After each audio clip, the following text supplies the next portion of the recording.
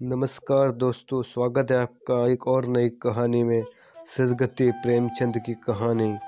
दुखी चमार द्वारा झाड़ू लगा रहा था और उसकी पत्नी जुरिया घर को गोबर से लीप रही थी।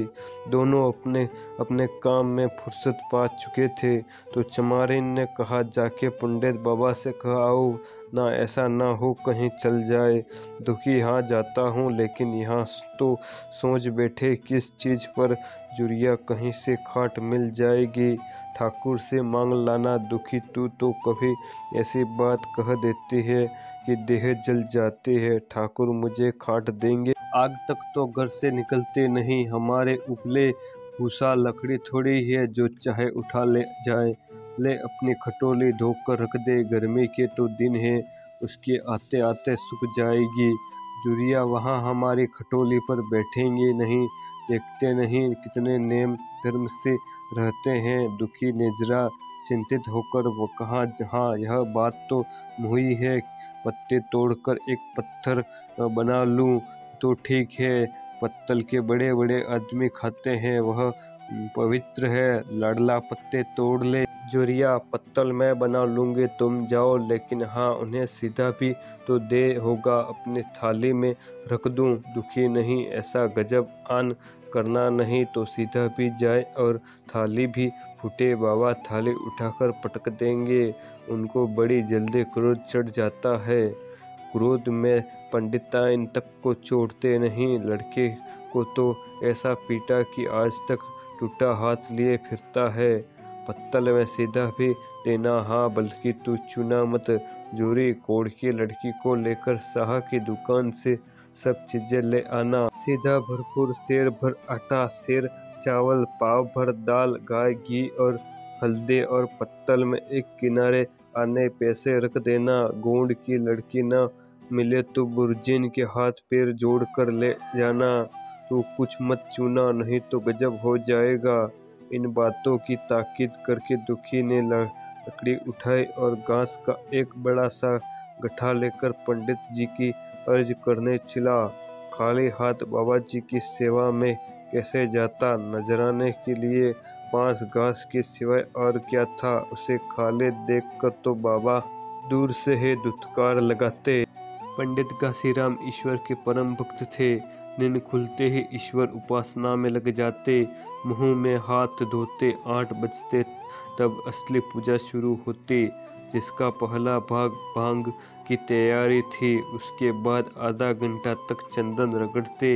कमा फिर आईने के सामने एक दिन कैसे माथे पर तिलक लगाते। चंदन की 2 रेखाओं के बीच में लाल रंग की बिंदी होती थी। फिर छाती पर, बाहों पर चंदन की गोल गोल मुद्राएं बनाते। फिर ठाकुर जी की मूर्ति निकाल कर उसे नहलाते, चंदन लगाते, फूल चढ़ाते, आरती करते, गलती बजाते। बजते बजते वह पूजा से उठते और भांग छान कर बाहर आते। तब 2-4 जजमान द्वार पर आ जाते। ईश्वर उपासना का तत्काल फल मिल जाता। वहीं उनकी खेती थी। आज वह पूजन गृह से निकले तो देखा दुखी चमार घास का एक गट्ठा लिए बैठा था। दुखी उन्हें देखते ही उठ खड़ा हुआ और उन्हें शास्त्रांग दंडवत करके हाथ बांध कर खड़ा हो गया। यहाँ तेजस्वी मूर्ति देखकर उसका हृदय श्रद्धा से परिपूर्ण हो गया। कितनी दिव्य मूर्ति थी! छोटा सा गोल मटोल आदमी, चिकना सिर, फूले गाल, ब्रह्मतेज प्रतिभा आंखें। रोरी और चंदन देवताओं की प्रतिभा प्रदान कर रही थी। दुखी को देखकर श्रीमुख से बोले, आज कैसे चल रहे? दुखिया, दुखी ने सिर झुकाकर कहा, बिटिया की सगाई कर रहा हूँ महाराज, कुछ सुगुन विचारना है, कम मर्जी होगी। घासीराम, आज मुझे छुट्टी नहीं, हाँ मांझ तक आऊँगा। दुखी, नहीं महाराज, जल्दी मर्जी हो जाए, सब सामान ठीक कर आया हूँ, यह घास कहाँ रखूँ? घासीराम, इस गाय के सामने डाल दे और जरा झाड़ू लेकर द्वार को साफ कर दे। यह बैठ कर भी कई दिन से लिपी नहीं है, उसे भी गोबर से लिप दे। तब तक मैं भोजन कर लूँ, फिर जरा आराम करके चलूँगा। हाँ, यह लकड़ी भी चीर देना। खलिहान में 4 खांसी भूसा पड़ा है उसे भी उठा लाना। दुखी फौरन हुक्म की तालीम करने लगा। द्वार पर झाड़ू लगाए बैठक को गोबर से लिपा। तब 12 बज गए। पंडित जी भोजन करने चले गए। दुखी ने सुबह से कुछ नहीं खाया था। उसे भी जोर से भूख लगी, पर वहाँ खाने को क्या धरा था। घर यहाँ से मील भर था, वहाँ खाने चला जाए तो पंडित जी बिगड़ जाएं। बेचारे ने भूख दबाई और लकड़ी फाड़ने लगा। लकड़ी की मोटी सी गांठ थी जिस पर पहले कितने ही भक्तों ने अपना जोर आजमा लिया था। वह उसी दमखम के साथ लोहा लेने को तैयार थी। दुखी घास छिलकर बाजार ले जाता था। लकड़ी चीरने का उसे अभ्यास न था। घास उसके खुरपे के सामने सिर झुका देती थी। यहाँ कसकर कुल्हाड़ी का भरपूर हाथ लगाता, पर उस गांठ पर निशान तक न पड़ता था। कुल्हाड़ी उछल जाती, पसीने में तर था, हपता था, धधक कर बैठ जाता था, फिर उठता था। हाथ उठाए न उठते थे, पाँव कांप रहे थे, कमर न सीधी होती थी, आंखों में तले अंधेरा हो रहा था, सिर में चक्कर आ रहे थे, फिर भी अपना काम किए जाता था। अगर एक चिलम तंबाकू पीने को मिल जाती तो शायद कुछ ताकत आती। उसने सोचा, यहाँ चिलम और तंबाकू कहाँ मिलेगी। ब्राह्मण लोग हम नीचे जातों की तंबाकू थोड़े ही पीते हैं। सहसा उसे याद आया कि गांव में एक गोड़ भी रहता है, उसके यहाँ जरूर चिलम तंबाकू होगी। तुरंत उसके घर दौड़ा। खैर मेहनत सफल हुई। उसने तंबाकू भी दी और चिलम भी दी, पर आग वहाँ न थी। दुखी ने कहा, आग की चिंता ना करो भाई, मैं जाता हूँ पंडित जी के घर मांग दूंगा, वहाँ तो अभी रसोई बन रही थी। यह कहता हुआ वह दोनों चीजें लेकर चला आया।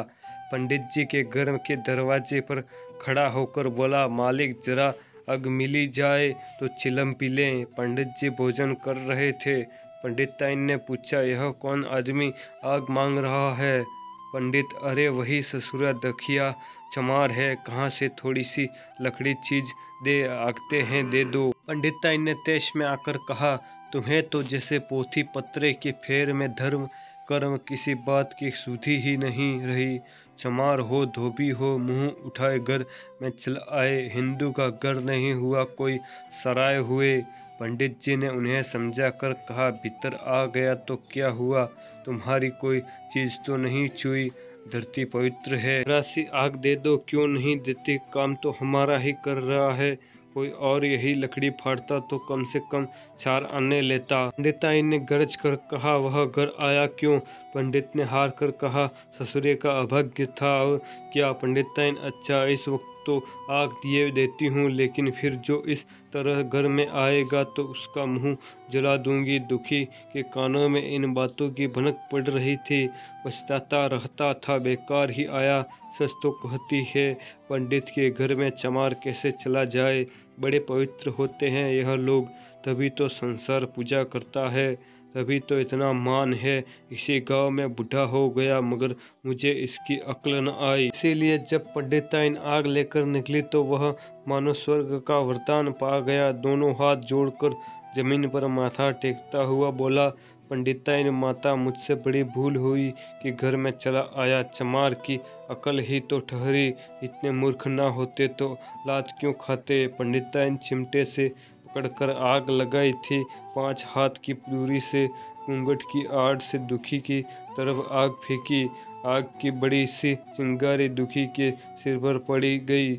जल्दी से पीछे हटकर सिर से चिंगारी हटाते लगा। उसने मन में कहा, यह एक पवित्र ब्राह्मण के घर को अपवित्र करने का फल है। भगवान ने कितनी जल्दी फल दे दिया। इसी से तो संसार पंडितों से डरता है और सबके रुपये तो मारे जाते हैं। ब्राह्मण के रूप में भला कोई मार ले तो घर का सत्यानाश हो जाए। गाल का पर गल गिरते लगे। बाहर आकर उसने चपराई और फिर कुल्हाड़ी लेकर जुट गया। खटपट की आवाजें आने लगी। आग पड़ गई तो पंडिताइन को उस पर कुछ दया न आई। पंडिताइन भोजन करके उठे तो बोली, इस चमार को भी कुछ खाने को दे दो, बेचारा अब से काम कर रहा है। क्या होगा। पंडित जी ने इस प्रस्ताव को व्यवहारिक क्षेत्र से दूर समझकर पूछा, रोटियां हैं। पंडिताइन ने 2-4 बज जाएंगी।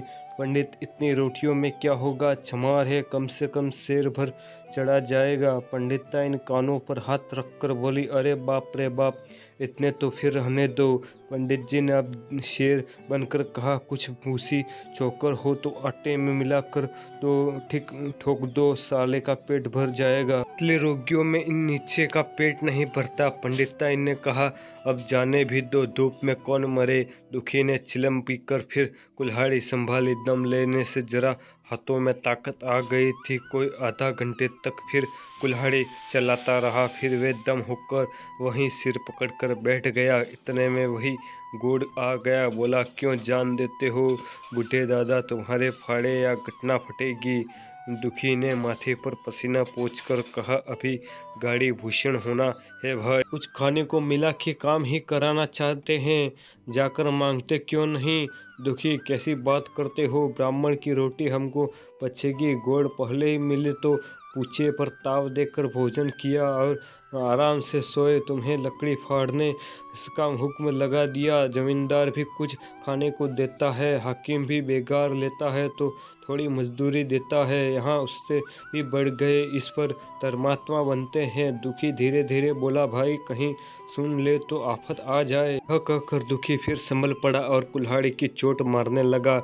चिखुरी को उस पर दया आई, आकर कुल्हाड़ी उसके हाथ से छीन ली और कोई आधे घंटे खूब कसर कर कुल्हाड़ी चलाई, पर गांठ में एक दरार भी न पड़ी। तब उसने कुल्हाड़ी फेंक दी और यह कहकर चला गया, तुम्हारे फाड़े न फटेगी, जान भले ही निकल जाए। दुखी सोचने लगा, बाबा यह गांठ कहाँ रख छोड़ी थी, फाड़े नहीं फटती, कहीं दरार तक तो नहीं पड़ती, कब तक इसे चिरता रहूँगा। अभी घर पर 100 काम पड़े हैं, कार करुजनक घर है, एक ना एक चीज घटी ही रहती है, पर इन्हें इसकी क्या चिंता। चलो जब तक भूसा ही उठा लाओ, कह दूंगा बाबा आज तो लकड़ी नहीं फटी, कल आकर फाड़ दूंगा। जाकर भूसा ढोने लगा। खलिहान यहाँ से 2 फलांग से कम न था। अगर चोवा खूब भरकर लाता तो काम जल्द खत्म हो जाता। भूसा ढोते ढोते 4 बज चुके थे। पंडित जी की नींद भी खुली। मुंह धोया, पान खाया और बाहर निकले। देखा तो दुखी चोवा सिर पर रखे सो रहा है।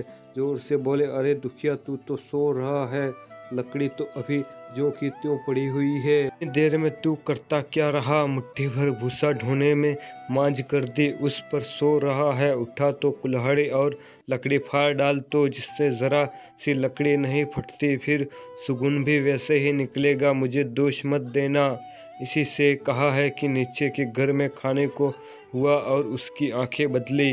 दुखी ने फिर कुल्हाड़ी उठाई। जो बातें पहले सोच रखी थी वह सब भूल गई। पेट पीठ में धंसा जाता था। आज सवेरे जलपान तक न किया था, अवकाश ही न मिला, उठ पान ही पहाड़ मालूम होता था। जी डूबा जाता था। दिल को समझा कर उठा। पंडित है, कहीं साहित्य ठीक ना विचारे तो सत्यानाश हो जाए। जब भी तो संसार में इतना मान है। पंडित जी का गांठ के पास आकर खड़े हो गए और बढ़ावा देने लगे। हाँ, मार कसे और मार कसे मार, अबे जोर से मार, तेरे हाथ में तो जैसे दम ही नहीं, लगा कस के खड़ा, सोचने क्या लगता है। हाँ बस फटा ही चाहती है, दे उसी को दरार में। दुखी अपने होश में आ था। न जाने कौन सी गुप्त शक्ति उसके हाथों को चला रही थी। वो थकान, भूख, कमजोरी सब मानव भाग गई। उसे अपने बाहुबली पर स्वयं आश्चर्य हो रहा था। एक एक चोट लोहे की तरह पड़ती थी। आधे घंटे तक वह इसी तरह हाथ चलाता रहा, यहाँ तक कि लकड़ी बीच में फट गई और दुखी के हाथ से कुल्हाड़ी छूटकर गिर पड़ी। इसके साथ वह भी चक्कर खाकर गिर पड़ा। भूखा प्यासा थका हुआ शरीर जवाब दे गया। पंडित जी ने पुकारा, उसके हाथ और लगा। दुखी ना उठा। पंडित जी ने अब उसे दिखता कर उचित न समझा। भीतर जाकर बूटे चा ने स्नान किया और पंडिताइन बना पहनकर बाहर निकली कि अभी वहीं पर पड़ा हुआ था। जोर जोर से पुकारा, अरे क्या पड़े ही रहोगे दुखी, चलो तुम्हारे घर चल रहा हूँ, सब सामान ठीक ठीक है ना। दुखी फिर भी उठा। अब पंडित जी को कुछ शंका हुई। पास जाकर देखा तो दुखी अकड़ कर पड़ा हुआ था। बदवाश होकर भागे और पंडिताइन से बोले, दुखिया तो जैसे मर गया। पंडिताइन हकबका कर बोली, वह तो अभी लकड़ी चीर रहा था। पंडित, हाँ, लकड़ी चीर कर मर गया, अब क्या होगा? पंडिताइन ने शांत होकर कहा, होगा क्या, चम्मड़ों में खबर दो लाश उठा ले जाएगा। एक क्षण में गांव भर में खबर हो गई। पूरे में ब्राह्मणों की ही बस्ती थी, केवल एक घोड़ का था। लोगों ने इधर का रास्ता छोड़ दिया, कुएं का रास्ता उधर से ही था। पानी कैसे भरा जाए? चमार की लाश के पास से होकर पानी भरने कौन जाए? एक बुढ़िया ने पंडित जी से कहा, अब लाश फेंकवाते क्यों नहीं? कोई गांव में पानी पिएगा या नहीं? इधर घोड़ ने जाकर सबसे कह दिया, खबरदार लाश उठाने मत जाना। अभी पुलिस की तहकीकात होगी। दिल लगी है कि एक गरीब की जान ले ली। पंडित जी ने होंगे तो अपने घर के होंगे, लाश उठाएंगे तो तुम पकड़े जाओगे। इसके बाद पंडित जी पहुंचे, पर कोई आदमी लाश उठाने को तैयार नहीं हुआ। हाँ, दुखी की स्त्री और कन्या दोनों रोते बिलखते वहां चली और पंडित जी के द्वार पर आकर सिर पटककर रोने लगी। उसके साथ 5-10 औरतें और थी। कोई रोती थी, कोई समझती थी, पर चमार एक भी न था। पंडित जी ने सबको बहुत धमकाया, समझाया, जिम्मतें की, पर चमारों के दिल पर पुलिस का रौब न छाया हुआ था। आधी रात तक रोना पीटना जारी रहा। देवताओं को सोना मुश्किल हो गया, पर लाश उठाने को कोई चमार नहीं आया। और ब्राह्मण चमार की लाश कैसे उठाते भला? ऐसा किसी शास्त्र पुराण में लिखा है? कहीं को दिखा दे। पंडिताई ने जुझलाकर कहा, इन डायनों ने तो खोपड़ी चाट डाली है, किसी का गला भी नहीं एकता। पंडित ने कहा, रहने दो चुड़ैलों को, अब तक रहेगी। जीता था तो कोई बात न पूछता था, मर गया तो कोलाहल मचाने के लिए सबकी सब आ पहुंची। पंडिताइन, चमार कोरोना मनहूस है। पंडित, हाँ, बहुत मनहूस। पंडिताइन, अभी से दुर्गंध उठने लगी। पंडित, चमार था, ससुरा नहीं, साथ असाथ किसी का विचार है इन सबों को। पंडिताइन, इन सबों को दुर्गंध भी नहीं लगती। पंडित, भ्रष्ट हैं सब। रात तो किसी तरह कटी, मगर सवेरे भी कोई चमार न आया। चमारी ने भी रो पीट कर चली गई। दुर्गंध कुछ फैलने लगी। पंडित ने एक रस्सी निकाली, सबका उसका फंदा बनाकर मुर्दे के पैरों में डाला और फंदे को खींचकर कस दिया। अभी कुछ धुंधलका था। पंडित ने रस्सी पकड़कर लाश को घसीटना शुरू किया और गांव के बाहर घसीटा ले गए। वहां से आकर तुरंत स्नान किया, दुर्गा पाठ पढ़ा और घर में गंगा जल छिड़का। उधर दुखी की लाश को खेत में गिद्दड़ और गिद्ध, कुत्ते और कोए नोच रहे थे। यही जीवन पर्यंत की भक्ति और सेवा निष्ठा का पुरस्कार था।